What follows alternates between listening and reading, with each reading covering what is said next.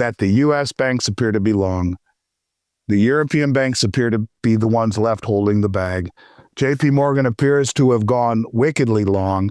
Over 750 million ounces closed out its short position.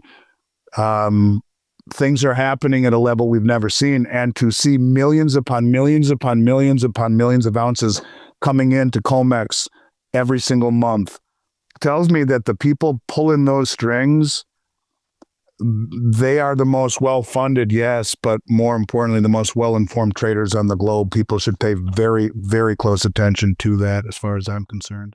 The latest reports indicate that silver markets are driving to new highs as the world supply crises, COMEX stocks are under strain, and industry needs are growing fast with solar power, electric vehicles, and artificial intelligence infrastructure.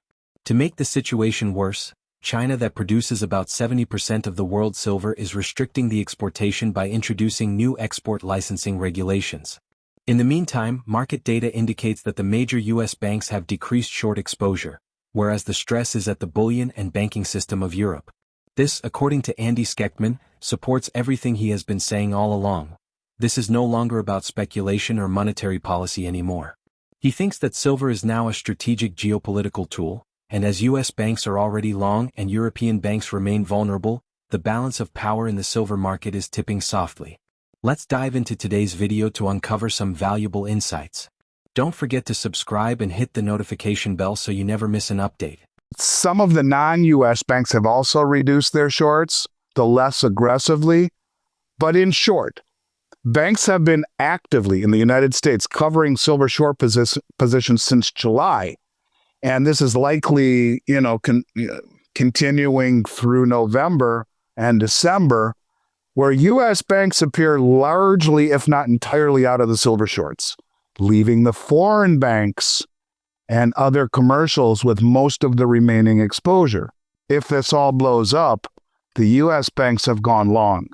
The European banks are the ones that are exposed to all this. So thinking about what Tom Luongo says, all of these things negatively impact the Bank of England, the LBMA, and all of the European aristocrat or old money banks. So just something to think of. Almost done. Starting January 1st, 2026, silver exports will require state trading licenses from the authorities in Beijing.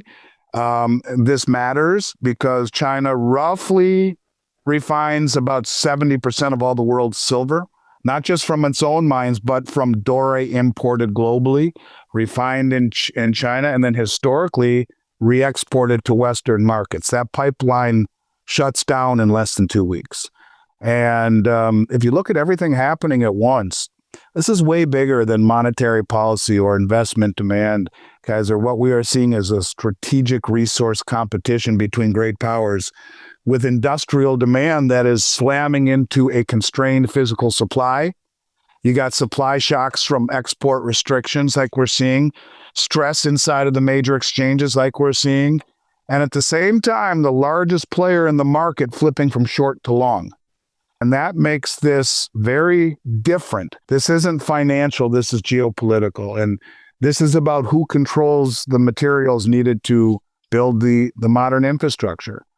So I know on one hand, I'm saying JP Morgan just got all this silver as a U.S. bank, but on the other hand, is JP Morgan more U.S. or are its roots more in the European side of things? All I can say to you is this, that the U.S. banks appear to be long. The European banks appear to be the ones left holding the bag. JP Morgan appears to have gone wickedly long. Over 750 million ounces closed out its short position.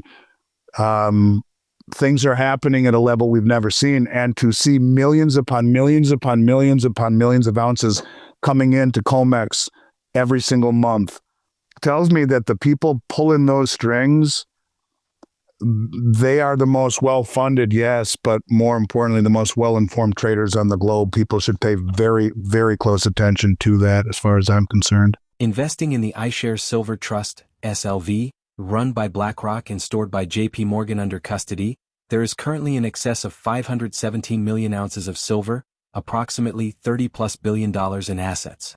Recently, the share price of SLV has broken an impressive winning streak in many consecutive sessions as traders juggle the high demand with profit-taking and market volatility. Andy Schectman points out that this is a larger point.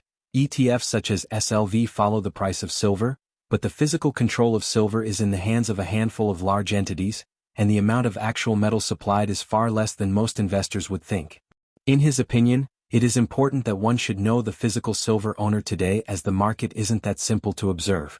Now let's jump straight into the content. We have JP Morgan and BlackRock as the custodian of the world's largest silver trust, SLV. The same company who paid a $920 million fine to the Justice Department for suppressing or spoofing the metals market is allowed to be the custodian, along with their pals BlackRock, of the world's largest silver trust. You would think it would be far easier and more palatable for the world when they look at the world and say, well, what? All we did was close SLV. Unless you have a basket, which would be millions and millions and millions and millions of dollars worth. These are the people that actually fund the account typically, like the commercial banks. None of us can take possession of it anyway. So it's an asset that tracks the price, or it's an ETF that tracks the price of silver. And not even that great at that, but it is the largest silver trust in the world, and it would be far easier for JP Morgan to close that account, pay everyone their fair share of what their account was worth at the end of business on Friday, and say to the world, all we did is what the prospectus allows us to do. Now you're sitting on a huge stockpile of silver without breaking any laws or infringing any civil liberties. And, it gets interesting when we talk about JP Morgan, by the way. The Economic Times just came out with a report saying that they hold over 750 million ounces of physical silver, and that's worth more than $40 billion. And it would be the largest stockpile on the planet if that were the truth. The report is very interesting. It says they didn't just stop shorting silver, they actually flipped and became the biggest long in the market.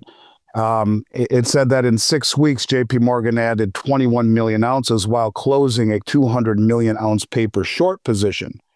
So by removing that paper short, they remove the pressure that keeps the price down. And while buying the physical metal, well, this is going to push prices up much higher. They also mentioned that they took 16.6 million ounces out of the registered inventory, and it left COMEX completely gone. We don't know where it went. And when 16 million ounces leaves COMEX, it ain't coming back ever. That would be my guess, an industrial. Silver is what's called a Giffen good. What Giffen good means is the higher the price goes, the greater the demand. Most assets don't work that way. They say the cure for high prices are higher prices. Not with silver, because you have the industrial component of it where you need it to make your Tesla, you make your iPhone, to make your solar panels. And Samsung, which is one of the things you and I talked about offline there, the rumors are that, yeah, they've been flying around or Samsung flew to Mexico and to strike a deal.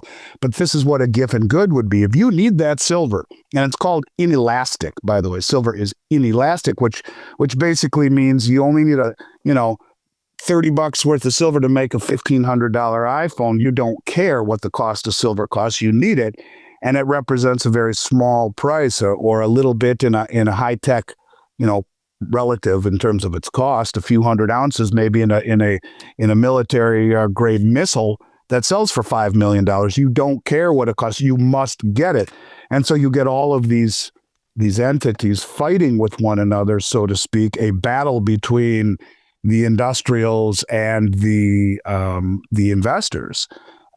So when you see that kind of metal actually move and leave the marketplace, it's something to watch and be very cognizant. The silver market is entering a pivotal phase where supply constraints, regulatory shifts, and concentrated ownership are converging to create a highly strategic environment. With major industrial applications driving demand and a limited pool of physical metal in circulation, price movements are likely to become more pronounced and less predictable. Global power dynamics are now playing a role, as nations and large financial institutions maneuver for control over critical silver supplies. Looking forward, this suggests a market increasingly influenced by physical ownership and strategic positioning, with potential for significant volatility, rising premiums for physical silver, and a redefined hierarchy of influence among the world's key market players. We'd love to hear your thoughts in the comments below. If you enjoyed this video, give it a thumbs up and make sure to subscribe for more updates. Thanks for watching.